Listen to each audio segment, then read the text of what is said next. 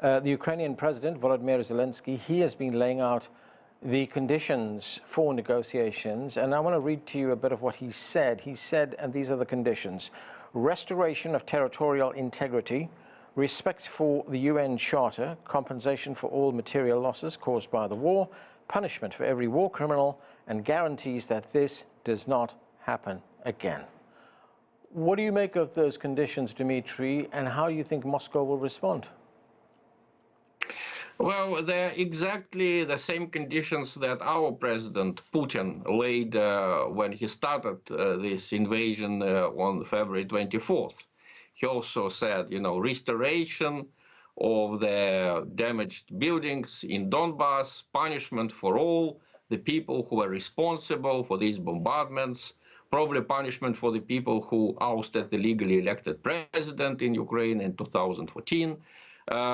These demands from Putin were not realistic, and the demands from Zelenskyy now are also not realistic. Let's be clear-eyed about it.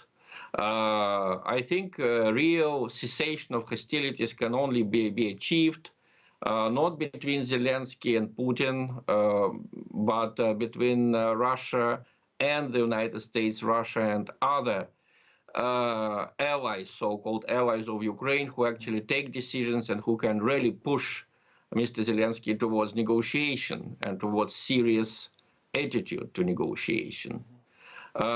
Basically, the problem was that at least since April, United States has been viewing this conflict as an opportunity to change regime in Russia. They have been denying it, but if you look at their statements, if you look at the newspaper articles in the mainstream press, they had this illusion that somehow Ukraine could be so victorious and Russians could be so upset with Putin that they could achieve their long-cherished aim. Actually, the West doesn't need Ukraine much. What they need is a regime change in Russia.